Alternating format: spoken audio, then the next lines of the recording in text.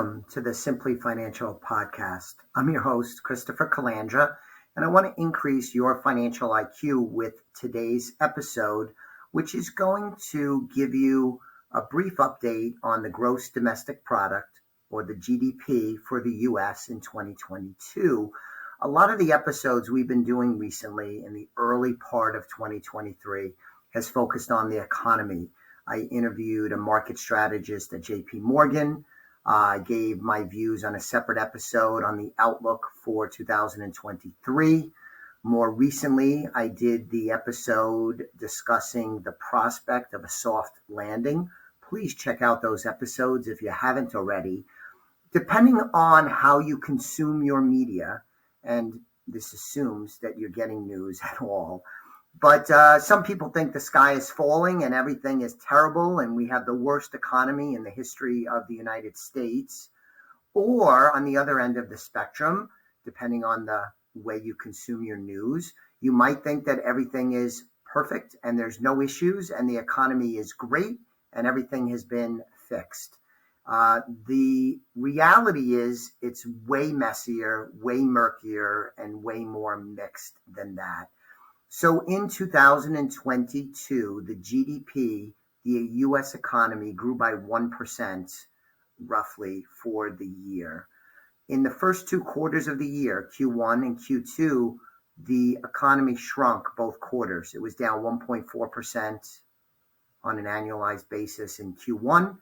In Q2 was down 0.6, but then Q3 was a strong 3.2, and recently the U.S. government, the Bureau of Economic, or the BEA, I forget what it stands for, released the Q4 numbers, and it was 2.9%. So we started off the year quite weak, but finished quite strong. So that's encouraging. As we've discussed on the show, there is a lot of talk and probably a likely recession in our future. But last year, we managed to avoid negative growth, which is a good thing. 1%, though, is pretty feeble. It's half of what the 5-year average has been. So I looked at 2017 through 2021, and the average GDP growth over that period was 2%. It would have been an even better number if not for 2020, the year that the pandemic struck, where the GDP shrunk by 3.4%. The other years were better than 2.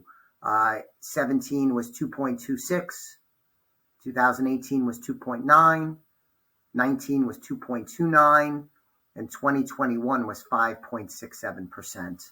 So last year, good news, bad news thing.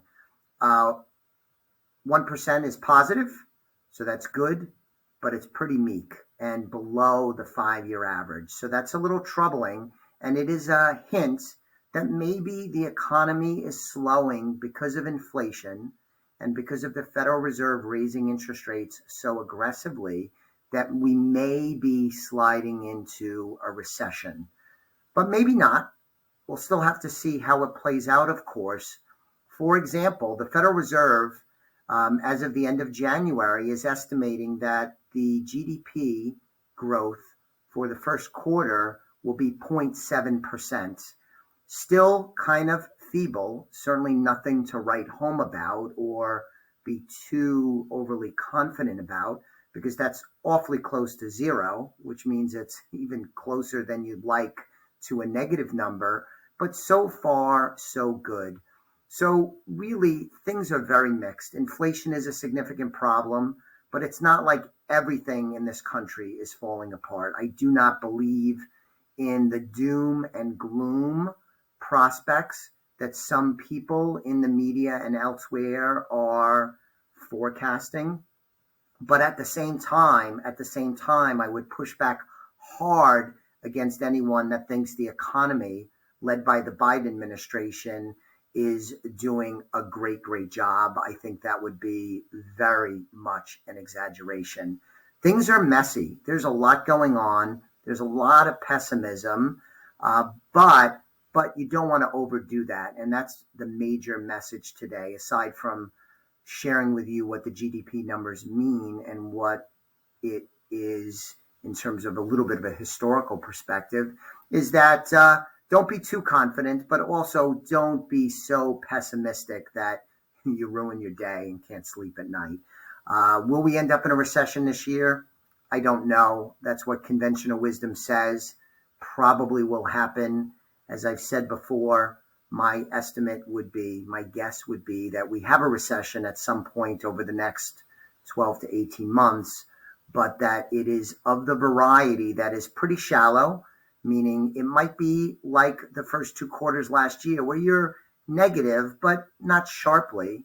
And I also think that it'll be short-lived.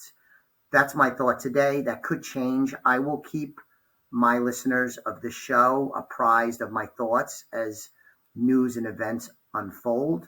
And of course, as a financial planner, working with our clients, helping them win with money and make good decisions, including how to invest and allocate money, how to generate income in retirement, this will be addressed as we meet with clients on their own individual financial plans. Thanks for listening to today's episode. A little shorter than others, but I will be back with you on the next episode of the Simply Financial podcast very soon. If you haven't already, check out the website, elliottwealth.com. And if you're not a client and you'd like to speak with us, sign up for a complimentary consultation right at the website. Thanks again. I'll be back with you soon. The views expressed are not necessarily the opinion of SagePoint Financial Incorporated and should not be construed directly or indirectly as an offer to buy or sell any securities mentioned herein. Investing is subject to risks, including loss of principal invested. Past performance is not a guarantee of future results.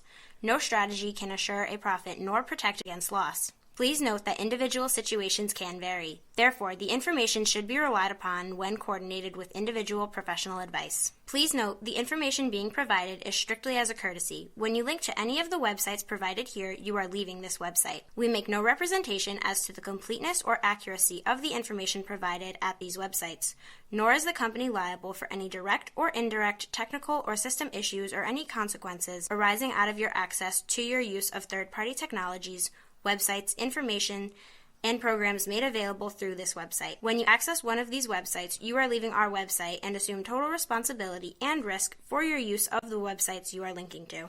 Securities and advisory services are offered through SagePoint Financial Incorporated, member FINRA SIPC. Insurance services offered through Elliott Wealth Management, LLC, not affiliated with SagePoint Financial.